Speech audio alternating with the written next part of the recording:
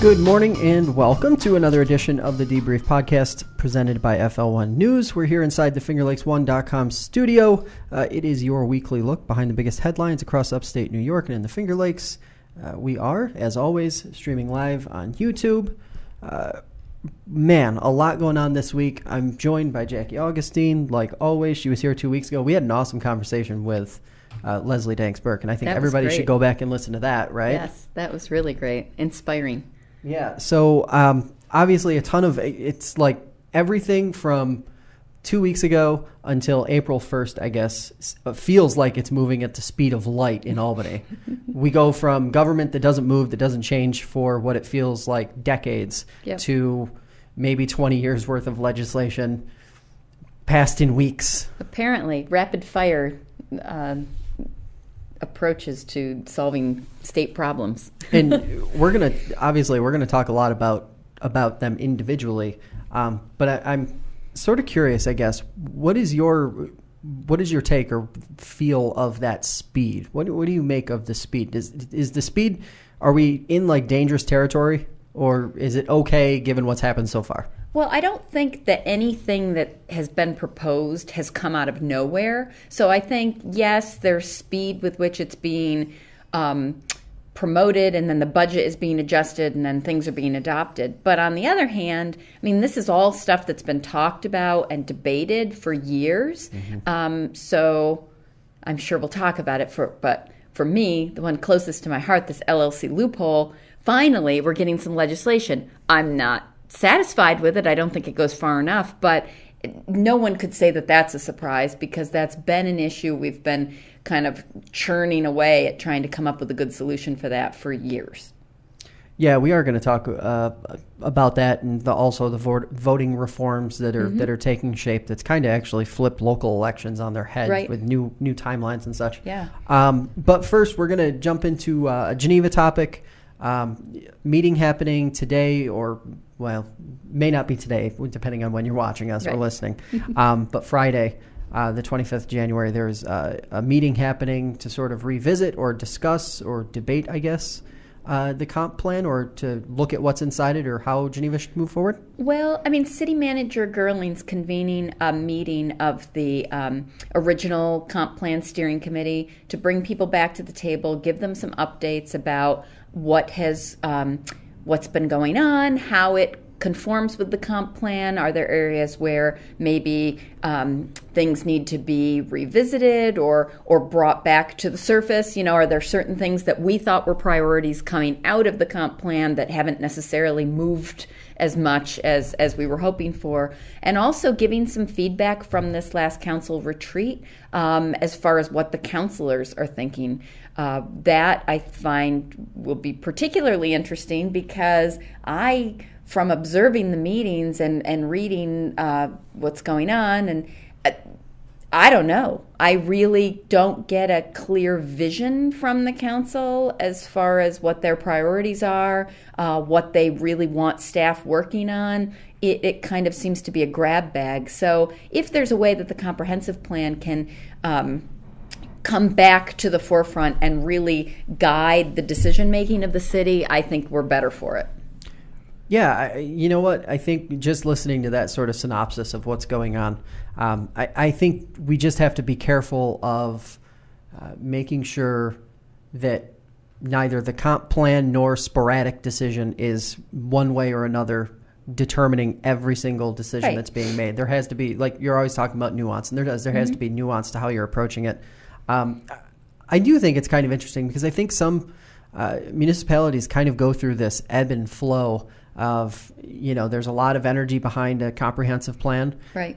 Either the plan is adopted or updated, or, you know, elected officials make sort of this proclamation that they're going to adhere to it or be guided by it. And then you sort of see a slow decline over years. And then it gets to a point where almost, I don't want to say a boiling point, but folks start to say, well, whoa, wait a second, we have this thing. Why aren't we using this thing? Right. And then it kind of ramps back up again. And it's interesting, I think, because everyone, I think, would be better suited if there were just a little more attention paid to the comp plans in these various communities and then just, even though you're having the sort of change of face or change of individuals involved when it comes to elected office, you have that institutional momentum, and you don't lose it. Right. Well, and let me just say one thing about comp plans in general. I find that a lot of them are poorly written, and I don't mean that as a ding against whoever wrote the comp plan. I'm saying that the majority of comp plans identify projects that would be good given the snapshot of the community at that moment. I think what's really unique about Geneva's comprehensive plan, and what I hope makes it a more living document, is it's not so much about particular projects as it is the kind of decision making, like basically instructing people, if you are looking for this type of outcome, if you are looking to improve housing conditions in a neighborhood, then this is the kind of lens through which you need to view your housing decisions. And that, I think, is the thing that's worth revisiting, because I've heard a lot of council discussions that have reverted back to what I would consider broken logic, like well, if we just pave the street, then the houses on the street will sell faster. And it's really understanding, well, no, that's not it. Maybe if you invest in the playground, then people will be drawn to that amenity and the house will sell faster. So I think that's kind of a spurious example. I'm not saying that is the be-all, end-all in Geneva's comp plan, but I think it is reminding the people making the decisions that there is a good way to look at things, and then there is a troubled way to look at things. And I'm worried that Geneva really has fallen back into not the staff, but the council, into kind of old, not correct reasoning. And it's trying to get them back on board with what's kind of tried and true as accurate. Does that make sense? Yeah, so I think the thing that I always think about when we start talking about comp plans and things like that is just the execution that's required after the fact.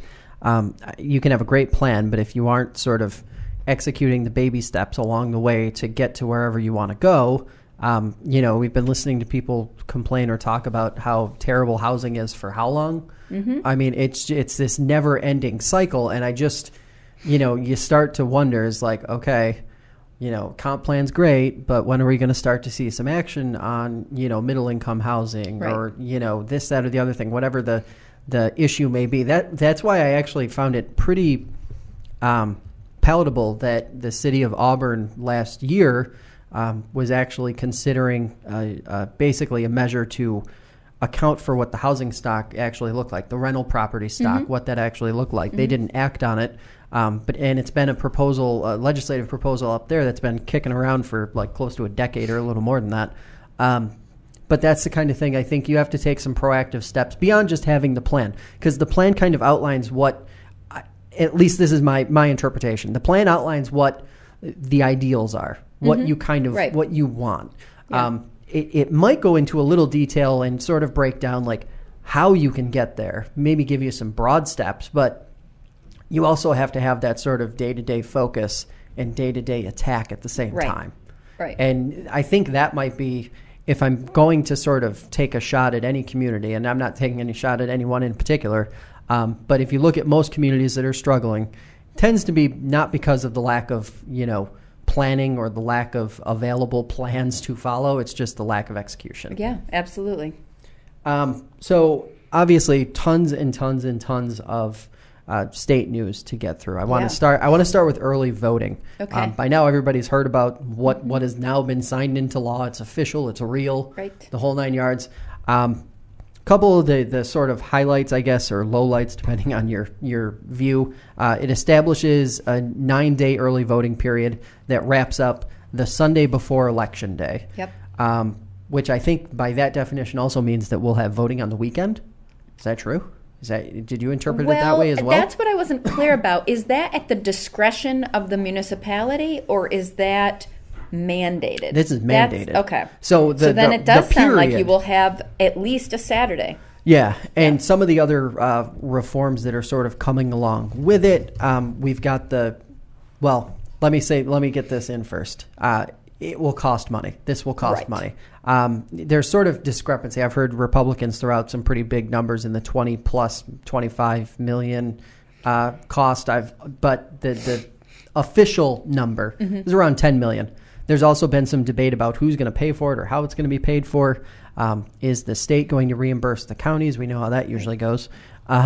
Is it going to be self-funded, so are the counties just going to have to foot the bill? Cuomo has made some verbal promises, but I'm not sure it's baked into the legislation quite the way some elected Well, there's not a line item for it in his budget. Right. So,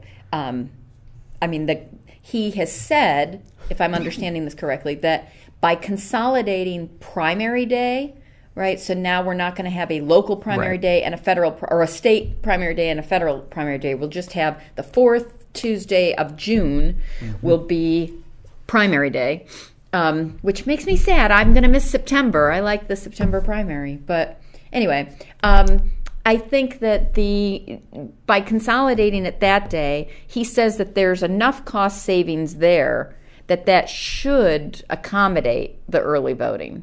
But I don't know if that actually pencils out. And, some of the advocacy groups that have been working on this, the League of Women Voters has studied this and put together really excellent materials.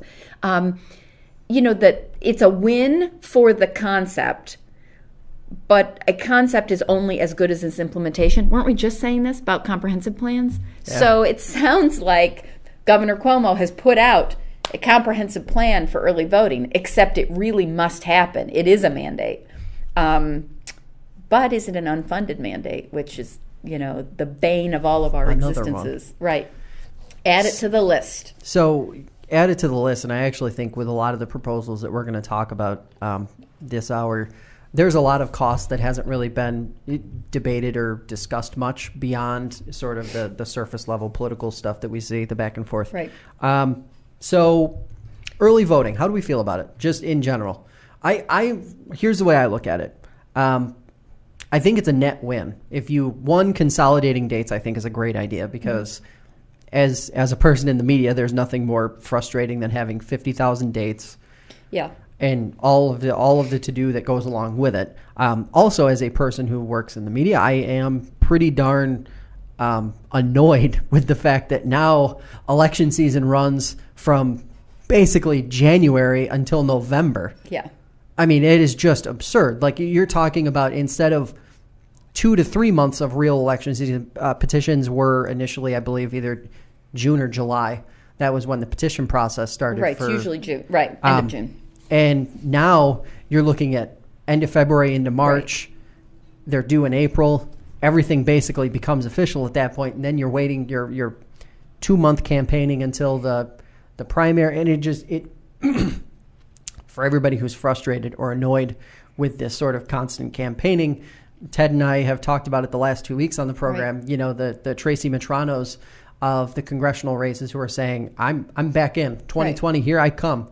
We're just going to kind of be getting hit with this nonstop now. Yeah. So that part I think is a little the good that early voting can do. I am curious if this is just another step that kind of makes people more numb to politics.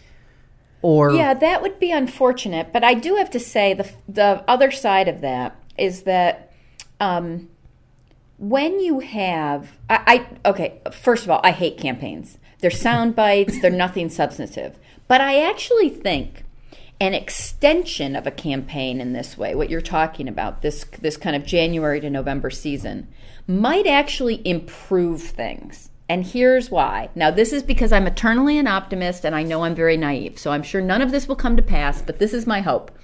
My hope is that if you have a candidate who emerges early on in preparation for a June primary, I can tell you from direct experience, well, no, I guess it's not direct observation.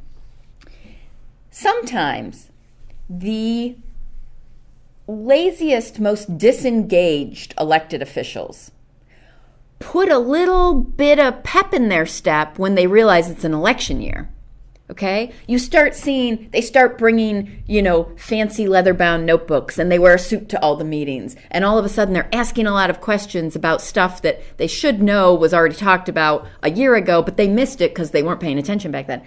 So I actually think the quality of governance might improve if these guys are on their toes longer. Because right now, and this might sound very cynical, but right now, you look at local politics, unless there is a big issue that's got everybody wound up and attending meetings, the general day-to-day governing in a city doesn't get exciting. People aren't keyed in and really paying attention until right before an election, when they think people are watching. So from my perspective, if people are watching longer, we might actually get some sensible governing done.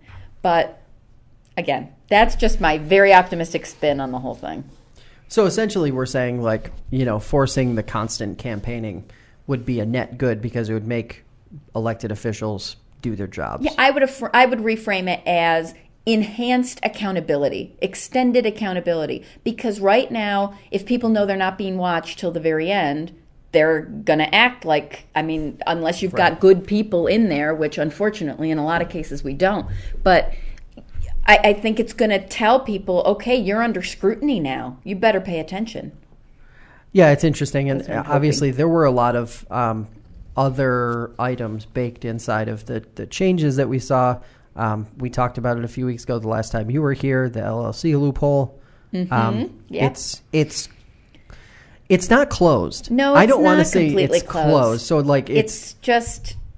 It's limited to $5,000 annually. So however, that's per LLC. Yeah. It doesn't address the issue like we saw with some of the people that were involved in the indictments downstate. They had 35 LLCs contributing money. Right. That's still a lot of money they can put into campaigns. Oh, yeah. You can still open an unlimited number of LLCs. But there is one thing where they're saying now that the LLC...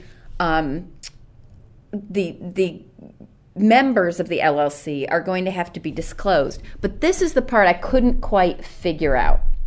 Is that only going forward, or does that mean from now on, does that mean reaching back, the members of LLCs that contribute to campaigns going forward are going to have to disclose? So, for example, if I'm 95th Street Development LLC in New York City trying to get certain rules through, and I donate money to an upstate New York senator who it appears would have no connection to what I'm doing, but does because he's on key committees, do I now, if I want to continue those contributions, do I have to disclose who my member owners are, or am I grandfathered in? Does this only apply to newly formed LLCs? That's what I can't find. I've been Googling it like crazy, and I can't figure it out. Do you know? I don't. Off the top of my head, I do not, because I didn't see anything that was really that specific. And I guess maybe that's another one of my concerns that's been sort of popping up. We're seeing a lot of stuff be signed into law.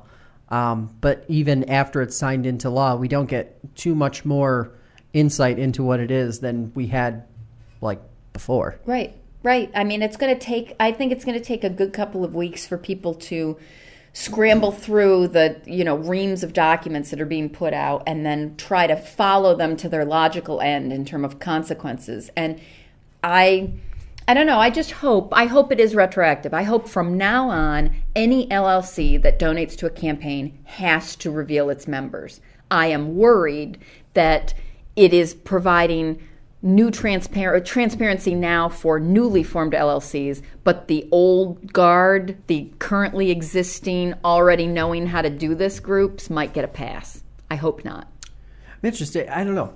To me, I think that completely taints this legislation if that's the case. Yeah, well, I hope that's not the case. Yeah. Because, it would almost be pointless at that stage. Well, they could come back and say, yeah, but now those old LLCs are now limited to $5,000 each, which they weren't before. But, again, if you have these corporations that have already formed 40, 50, up to 100 LLCs. Well, that's the other thing, too. That was the thing that caught my eye in this legislation. Is okay, so $5,000 annually. I don't know that. I'm not going to I'm not going to pretend like I really know this issue all that well, but I see $5,000 as just a new benchmark. It's not zero. So you just, will you just see more LLCs created? I mean, that's the way I look at it. Yes, that's the worry. And is it $5,000 per campaign annually or $5,000 total? I didn't see that either. Is the LLC capped that it can only give $5,000 completely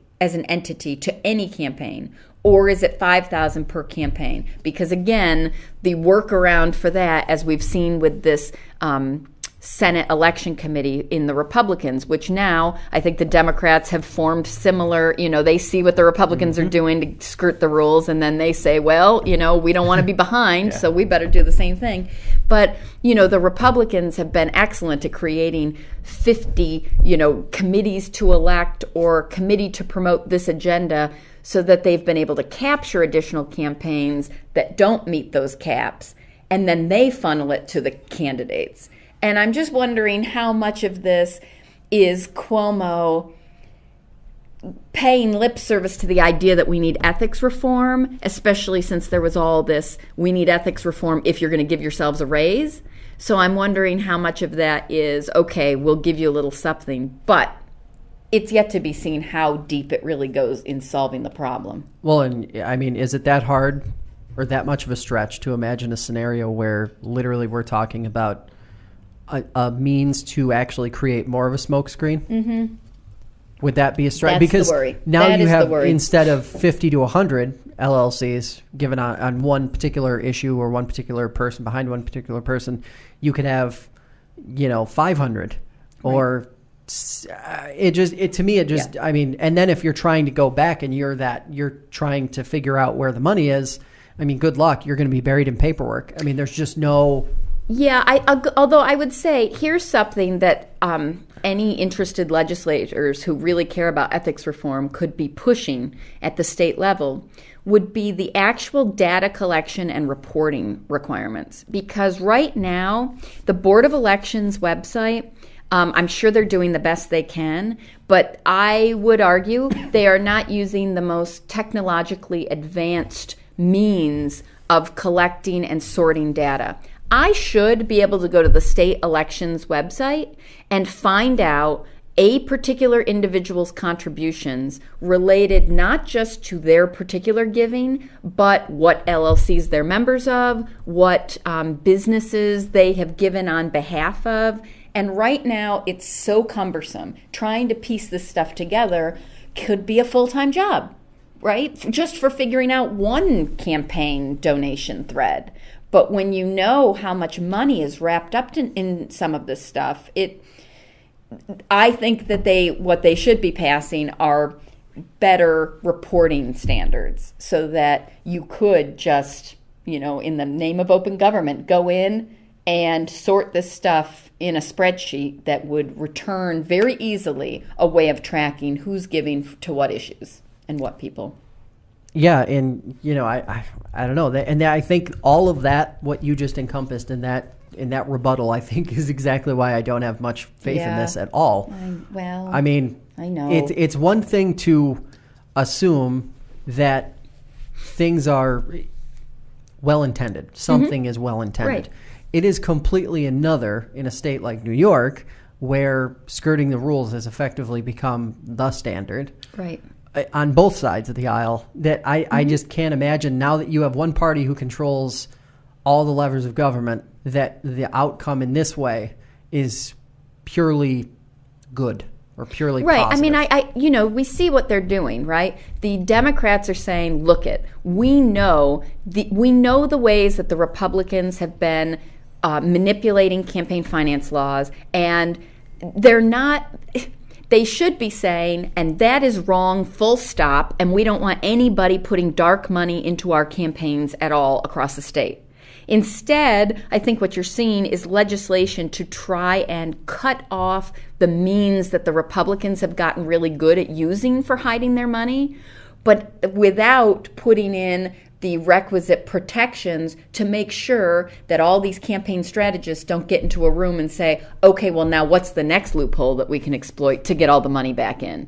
Like, they still aren't getting to the fundamental problem. And that bothers me because that tells me that their motivation is not fixing the problem. It is making sure that their political opponents don't have an unfair edge, but still leaving the average citizen in the dark.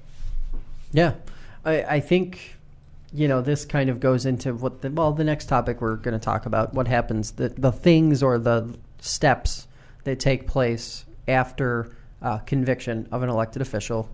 Yes. There is a piece of legislation out there floating around. I haven't seen it pop up as something that appears to be aggressively being pursued. Maybe you can correct me on that. Well, am I wrong?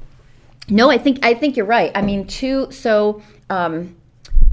legislators, Long Island area, who are well acquainted with issues of corruption in the higher ups, right? I'm not saying, obviously these two legislators are not themselves affiliated with corruption, but they've seen it happen and they want to do something about it, have identified the fact that many felony convicted legislators, and in one case, as we said with Senator Liebes, we were kind of talking about this last 2 weeks ago, not on camera, but off camera, that we needed to discuss this topic. There are these campaign committees that senators and assemblymen create. Even after they get convicted of a crime, those committees continue to dole out money, either to other elected officials that can carry on their legacy or to political action groups. And it's wrong. It's wrong.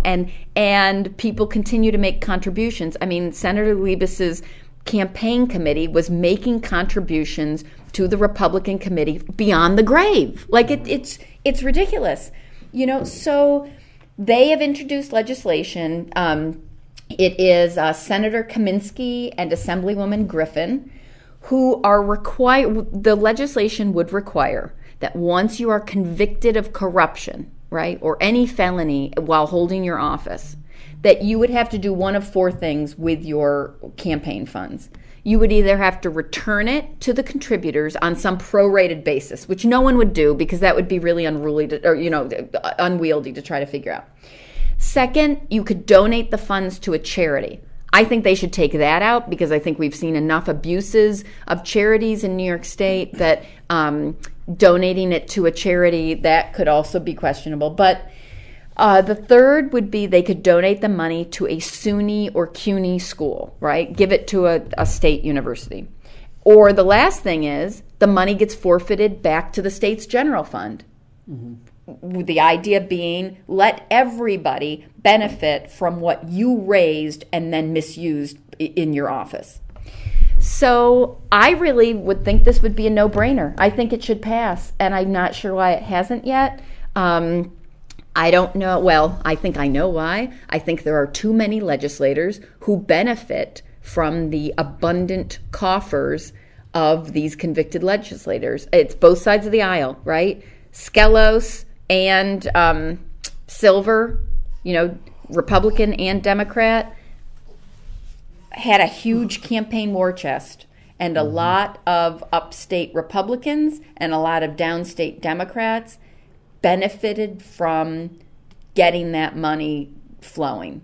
And think about it. I mean, that's even less transparent. When the money comes from the committee to elect Joe Bruno, and that comes into, Senator whomever from upstate's campaign, then you really don't know where it came from originally. So there is a pushback on this, and there shouldn't be, because that should just be a no-brainer. So the theme that's developing, if a theme is developing, it's transparency. Mm-hmm. We want more transparency, right? And accountability, yes. Okay, so that gets us into our next topic. That's what I'm going to start with. Where our next topic. So the governor has proposed banning the public disclosure of mugshots and booking information compiled by law enforcement agencies when they make arrests. The measure would declare that the release of a person's arrest photo or other booking information would constitute an unwanted invasion of personal privacy. The governor's office said the proposal was prompted by nefarious websites that often post someone's mugshot and then require that the person pay large fees, sometimes hundreds of dollars, to have it removed. The change would take place by amending the state's Freedom of Information Law, Oh my God. Really? This I cannot even believe. When I first saw this, I thought it must have been like something off of The Onion or God only knows. This is the most blatant violation of basically every normal standard, any sense of standard or normal in the state that we have seen. This, I'm not sure if this is to protect. I've seen some sort of scattered response. Is this to protect the potential individuals who would be falling victim to the corrupt state administration? I don't want to say Cuomo administration, but that's kind of the way it's been slanted. Is it to protect them? Is it to protect a group of voters or prospective voters that Democrats seem to think that turn out in large variety for them? What is the motive behind it? It doesn't make sense. I mean, we're never really going to know what the motive is because you can never know the contents of another man's mind, sadly. But I think that here's what irritates me about this proposal. It's going to look like a social justice proposal, right? Like, how come every time we open the paper, we see the mugshots of people of color and we never see the mugshots of white people or people who maybe are, hold some office or otherwise are protected? How come those are kept out of the paper? Okay. I believe that's a legitimate concern. That is a legitimate concern. I think all too often when we see a mugshot, I do think there is disparate treatment there. I will say that. However, how come this all of a sudden is an issue? Could it be because a lot of prominent people associated with the governor's administration have had their mugshots plastered all over the place? And the fact that he references these websites that keep putting the mugshot up and ask you to remove it for hundreds of dollars, like who's out there trying to remove their mugshot except people who believe that is, a stain on their reputation and it's keeping them from getting some high-powered job. So I question his motivation, though I don't know what it is for sure. And I think what instead, I think he's trying to combat sensationalism on the face of it. But really, that is not what this is about. Like he's cloaking it in something that you might say, or I might say, yeah, I think we need to address this issue that some people don't get their mugshots in the paper, and that's wrong. But he's doing it by flipping to the other side, saying, well, let's not print anybody's mugshot. And that is totally wrong. Because, I mean, how many crimes, I don't know. I don't know the answer to this. This is a rhetorical question because I am not about to give you statistics because I do not know and I won't speak on something I'm not sure about. But I know there are cases where somebody sees the face of somebody in the paper or on the news and they say, oh my goodness, that person also did something to me. I also had a negative interaction with that person. And a lot of kind of serial offenders have been identified, I think, about some of these issues with the clergy, right? A mugshot gets put on the screen because somebody has been arrested, and then all of a sudden there are many other people who come forward. I think that it is freedom of information, right? These are the processes of government. When people get arrested and they have a mugshot taken, the public, I believe, has a right to know in cases where it is an offense that is a serious crime. Yeah, so I think this hurts law enforcement. I think this hurts the general public. I think it's a crazy. So I honed in on the idea that nefarious websites are seeking out payment to remove mugshots. I never, if this is my business, this is my life is news in the digital world. Yep. I have never heard of that. Yeah. I have never heard of that. Now, do I know that there are some publications that rely very, very heavily on police reports as a source of traffic and thereby a means to exist? Yes, I know that too. Right. And knowing that is where I start to wonder what the real motivation of it is, because I am pretty frequent. I know the governor is not a fan of the press. As much as he tries to be a champion for the press, he is simply not. He has made some offhanded remarks at different events and things like that just go against that thoroughly. And, you see it a lot out of the Albany reporters and some of the folks at the various events around the state that'll catch some of these sound bites from time to time. Yeah. And it just paints a very clear picture that, frankly, in terms of how he treats the press or what he thinks of the press, I don't think varies that much from what Donald Trump thinks of the press. Right. I was just going to say, we are seeing that across the board. People who don't want anyone looking over their shoulder attack the press. And it's because of that I see this as a really easy way for the governor or the state to continue to push media, newspapers, news organizations down this hill, this slope, that they're all this downward turn that they're already on. I mean, Gannett has been laying people off left and right. It goes back to the idea that he had been talking about some protections for journalists, making certain offenses felonies as opposed to misdemeanors. I guess that's a big deal. But it gets away from, it allows you sort of to step away from the issue at hand.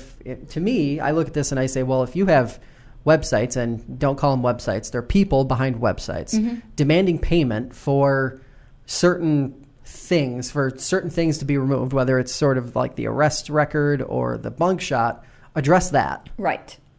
Don't just say, sorry, none of it can be released anymore. Right. Why not create some restriction on promulgating mugshots or arrest records for people who are ultimately acquitted? I mean, if that's who you're looking to protect, right? I mean, if you've done something wrong and there's a mugshot of you out there, if somebody sees it, I don't understand how that's going to create more of a negative connotation than the fact that you actually were convicted of something. I understand it could be an issue if you were wrongfully accused, right? That could be very damaging. If every time somebody does a Google search of you, the thing that pops up is that this mistaken identity arrest for however frequently that might happen, right? But I could understand getting those things removed, that if somebody is found not guilty or if somebody gets a reduced charge or whatever, then that should be taken down. But I don't understand restricting it in the first place. Like that doesn't. So two bits there. Force agencies involved to send out and release follow-ups with all of these incidents. If you're going to take the time to send out a press release at time of booking because that's a win for your department, then have the court system or have somebody, the agency that made the initial arrest maybe, send out the follow-up when the issue comes to resolution, whether that means conviction or not conviction. Right. That way there, or whether it's a deal or whatever the case may be. The other thing here that I'm really, really concerned about, I'm going to walk you through a quick scenario. We have seen multiple incidents over the last 2 years of basically they fall in the category of domestic incidents, but on the really severe side of the scale. There was a double murder in Waterloo. There's been all kinds of stuff that's happened in Wayne County in the last 2 years. Yes. Before they get to that phase, and even when they do get to that phase, are those just not going to be released? That information not going to be released? I mean, it did say, now I'm not defending this proposal, but it did say in the proposal that there is a direct exception for any release of information that would assist a police department in their investigation. So if there was a need to issue a sketch or a previous mugshot in order to help identify someone who's on the loose or something like that, there is an exception for that. But that's right. But that. What about the people who are charged with murder? Right. What about the people who, abuse someone to an awful extent and they're charged? I agree with you. It creates. And here's the other problem. Now more than ever, victims are more empowered to come forward and to tell their stories, and that is awesome. And this creates a scenario where how are they going to be received and treated when they come forward and want to tell their story? Right. Is it going to be the media's responsibility to decide what the truth is or isn't when you don't have that objective report to base what else is being said off of? Yeah, I think that this definitely is a protection for well-heeled offenders. I mean, that's what I think in practice it will do. I think that kind of the knee-jerk reaction is that I think people assume that mugshots and stuff are just kind of for the looky-loos that are, they open up Police Beat and they want to see what's going on, or they've got their scanner on all the time because they want to be able to tell people what's up. I don't think that actually is the reason that mugshots and arrest records are important. I think the reason mugshots and arrest records are important is because the police or any law enforcement agency is acting on behalf of the state, of us. And we ought to know who they're arresting and what they're arresting them for. And that works both ways, right? I mean, I just said from a social justice perspective, does it irritate me when a black shoplifter at Eastview Mall has their mugshot up, but a white shoplifter from Eastview Mall does not? Yes, that disparity bothers me. But that is an issue. That doesn't mean that I don't want to know in either case who is being arrested and picked up. It just means I want some parity. I want some, I want equal treatment. I'm looking for equal treatment in the reporting. So and as we comb those every day. Yeah. And honestly, what that tends to come down to is what the agencies are releasing. Right. Which oftentimes. Is what I'm saying. That is an issue. For me, that is an issue, that there should be parity in what's released. Let me also be clear. I think that we could do without the mugshots unless it's like a violent felony.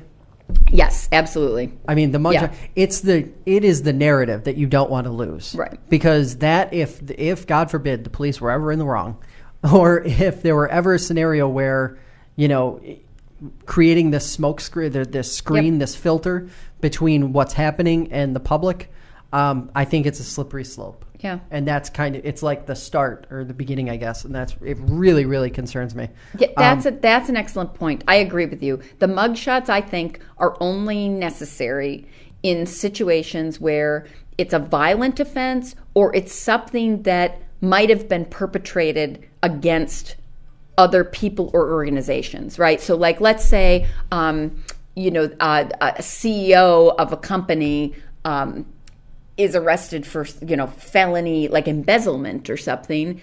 I think you want that picture because other people might say, whoa, I mean, that person was, the treasurer of our Little League or, this. And I think that kind of stuff is in the public interest. But people who get,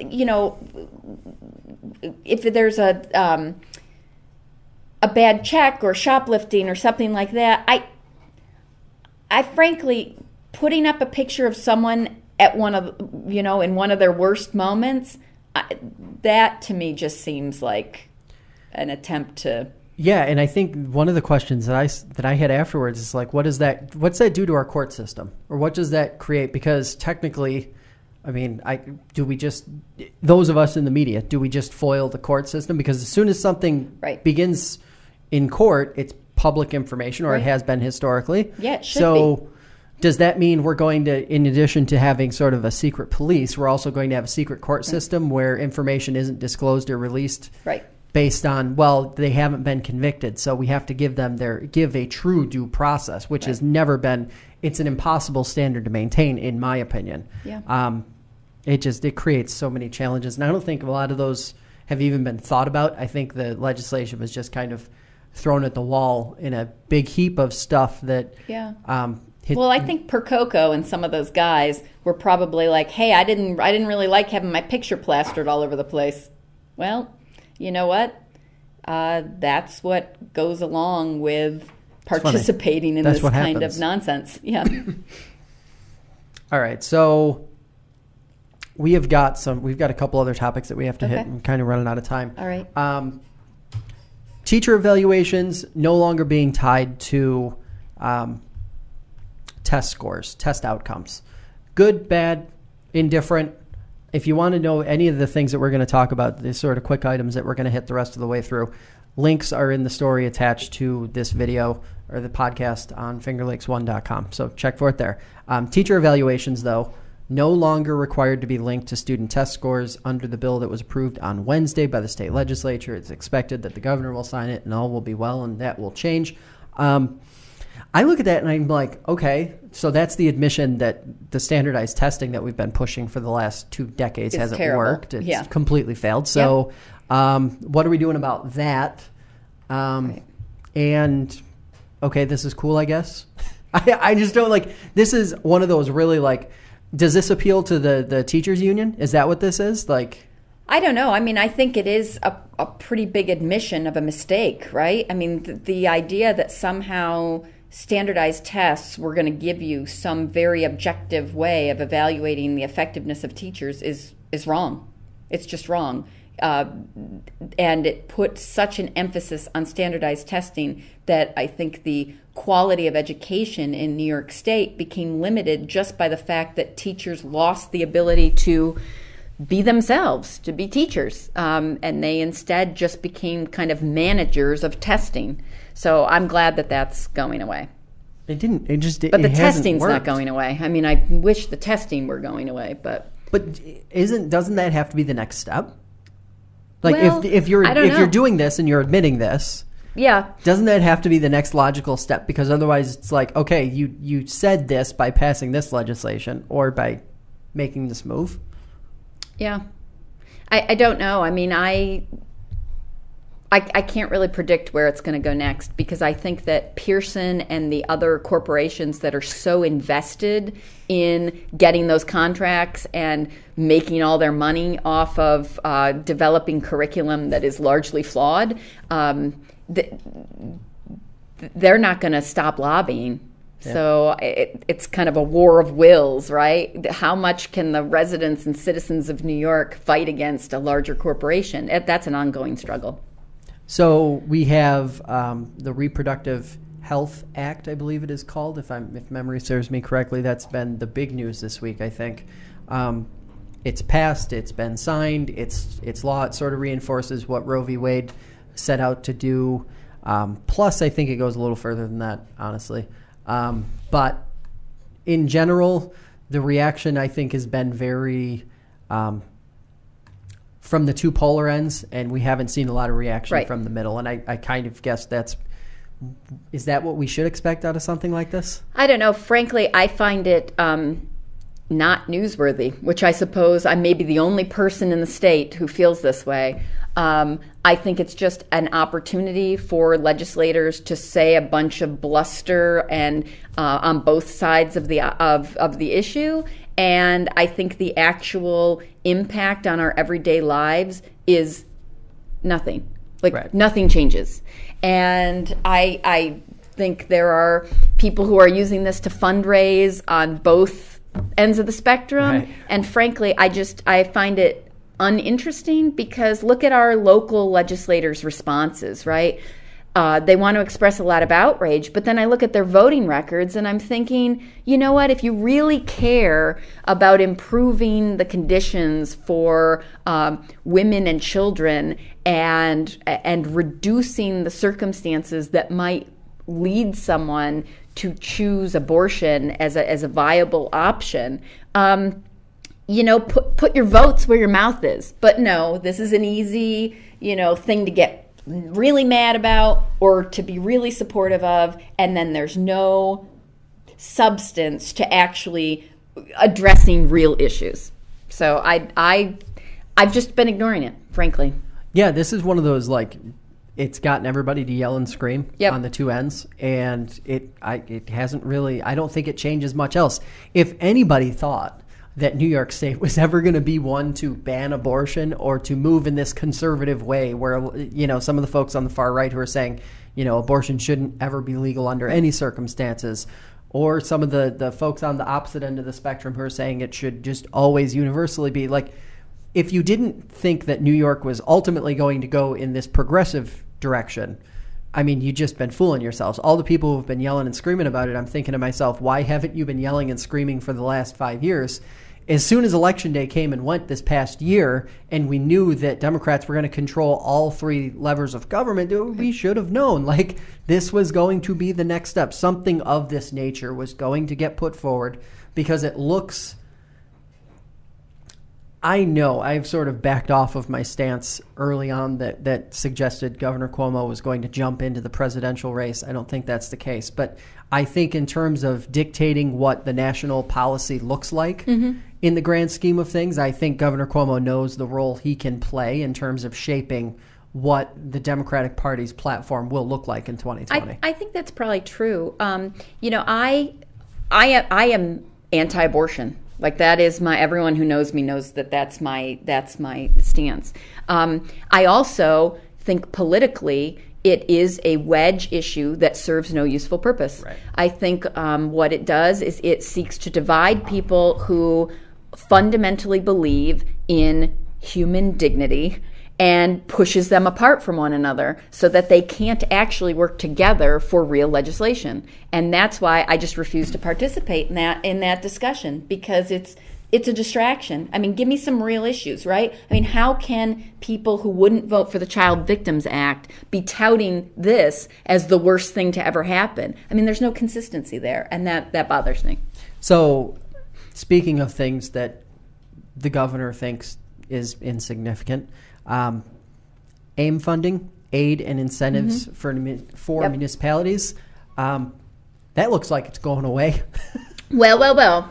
It's going away for certain towns and villages, and I say hooray, because really? Yes, and let me tell you why. So if you look at who's impacted, right, the towns and villages that are really going to lose their funding through this are the towns and villages with the most robust tax bases, property tax bases. Because the towns and villages that use it for 2% or more of their funding need it, right? And they're going to get to keep it. So they were saying, like, around Rochester, like, Hilton's going to lose theirs. Westchester County is going to lose theirs in all but like 2 areas that tend to be the less wealthy sections of Westchester County, if you believe those exist, and I guess they do. But the point is, the same thing with school funding, okay? Like the gap elimination issue. This state has not found a way to tease out who is really in need and who is not. And every formula they come up with ends up putting wealthier areas way farther ahead than areas that are not as wealthy. And this is one way, I think, of finally addressing some of that disparity. I know you're not going to agree with me. Well, just because I've seen some of the names of the communities that are going to be affected here in the Finger Lakes, and like Rushville, I think, is one of the examples that sort of sticks out in my mind.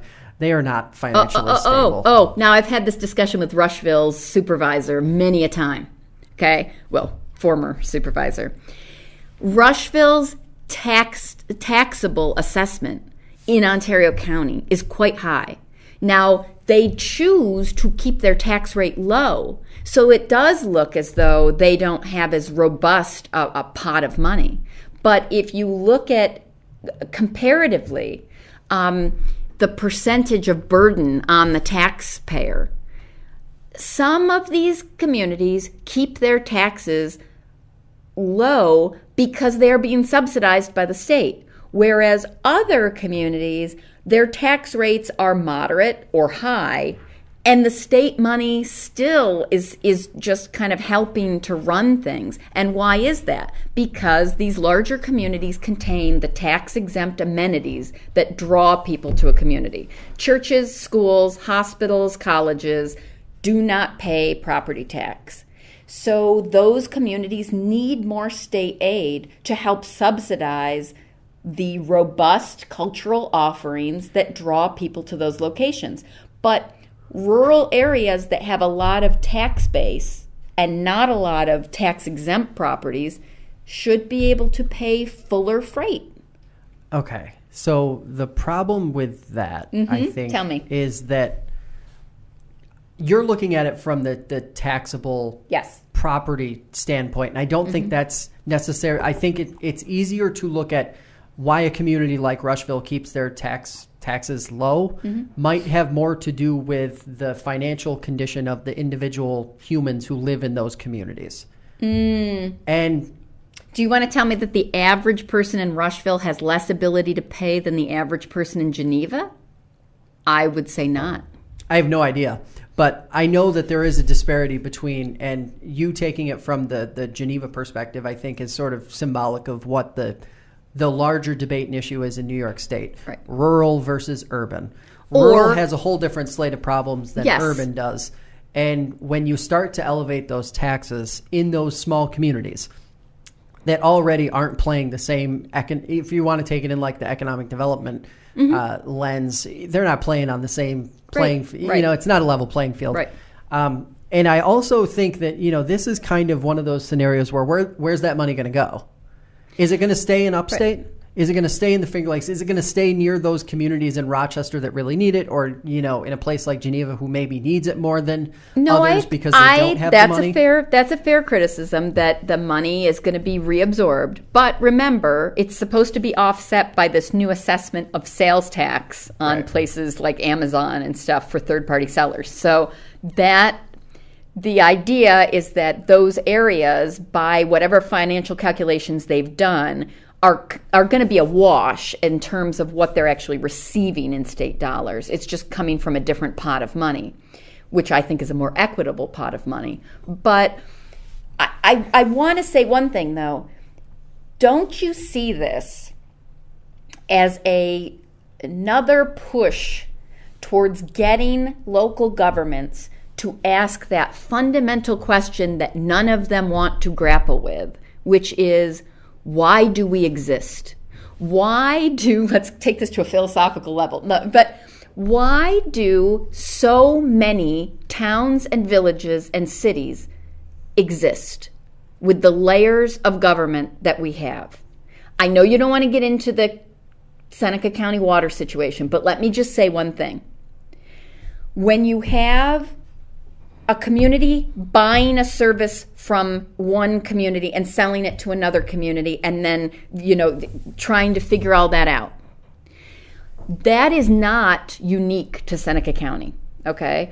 Every upstate community, and by upstate, I mean all of non-New York City in this way, not just the way we traditionally think of upstate, has these multi-layers of bureaucracy and government.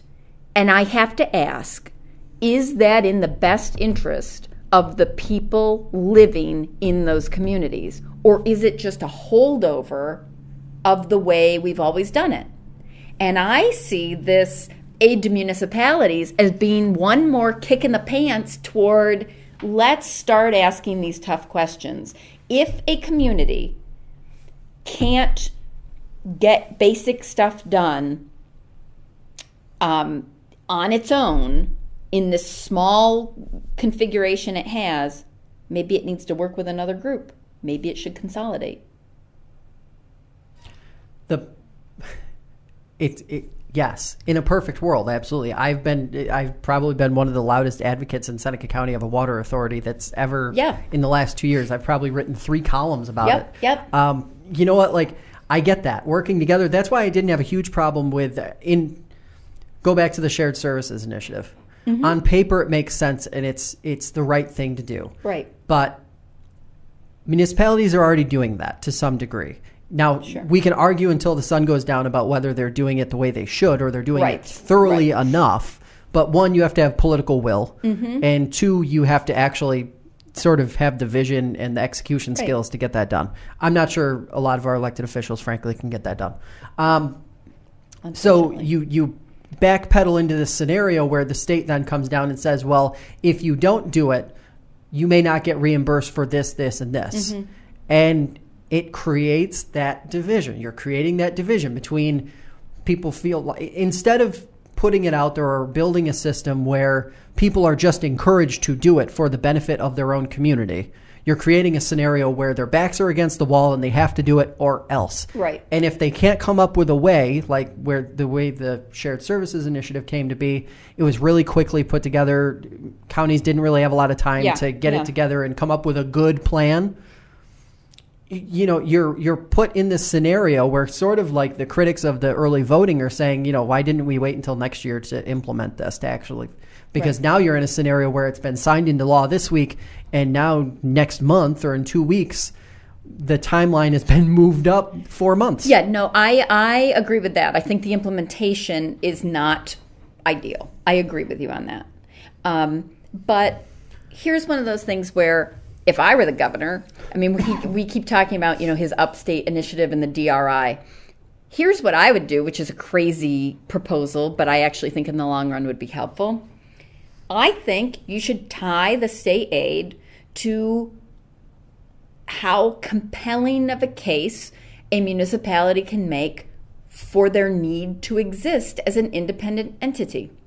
I think if you tell all these villages, we would like to see your description of why you, as a geographic, economic, whatever, place unto yourself, needs to continue to manage all of the things that you're doing, and not by a county and not by a neighboring community, but it needs to be you, independently organized. Give us the case for your continued existence, and we'll fund you. If that makes sense, we will fund you. But if it comes down to, well, because we want to, or because we've always done it this way, or because people don't want to lose their particular community identity as, you know, this town of, within a village of, or vice versa, I don't think that's a good enough reason. Yeah, you know what? My issue with it in general is one of the problems that I see is when you start to go down this road where you're saying, you know, question everything. Justify your existence. Why do you even exist? Right. I see how many times have we sat here and said and spouted off to people and said, get involved in local politics because it's where you make the biggest difference. Well, every time we chip away at what a village can do, or whether a village or a town can even exist, I guess, we're chipping away at the opportunities that the average person actually has a means to have an impact on the way life is around them. Oh, I don't know. You're putting no, because what you're basically suggesting is, with all of the, I mean, neither one of us, it appears, have much faith in Governor Cuomo, but apparently we have enough faith in his administration to dictate the terms and conditions under which municipalities exist. Well, I'm not saying he would be the ideal implementer of such a policy. But what I'm saying is I don't want to dilute people's representation, right? I mean, this would change when you would move toward more of a legislature type county organization. I mean, this would definitely change the way in which ditch the board, go with the legislature. Yes. Agreed. That to me is a more sensible way of making sure that people's direct needs are addressed in a sound, reasonable way by a governing body. This would be a categorical shift in focus. So obviously, no one's ever going to do it because it's too much to take on. But what I'm saying is, if we could start thinking that way, if we could start thinking, why does I hate to pick on the town of Rushville. Like, why, or the village, why does that particular entity need its own highway department, its own, I don't actually think they have a village police department, but, why does municipality X need all of this? Well, is it really the case that it couldn't be provided by a coordinated effort? And me and Ted Baker have had this conversation because he lives in Rushville. Oh, I didn't know that. Here's the catch. Well, then I will pick on Rushville. Where essentially you had a really unique scenario. So when dissolution was talked about there, you had this unique situation where half the village was in Ontario County, half of it's in Yates County, and it wasn't really something that anybody had ever accounted for before, I think, and it wasn't really something anybody had seen. So I think if it were just solely sitting in one county or the other, it probably would have gone through without much of a challenge. But there, you're not just talking about rolling a village into a town. You're talking about rolling a village into two separate towns in two separate counties. Right.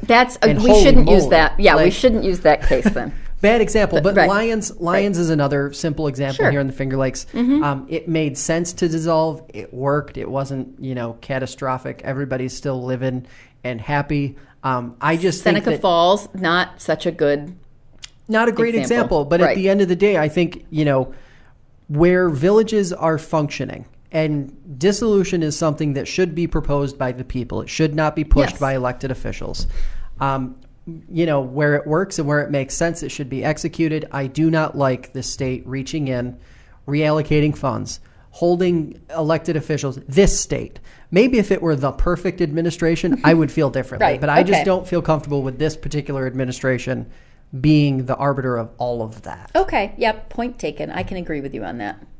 We're going to have we're going to get Ted in here. And that's we're going to have love. We're going to have an intense debate about this very topic. We're going to make that happen. But yeah, we've gone well over an hour, so we got to get out of here. Okay. We'll be back next week. That's all the time we have for today. Be sure to follow along the program on Facebook. Search The Debrief to see the things we're sharing on social media and maybe even some bonus content down the road. We'll be back next Friday. So until then, be well and stay informed.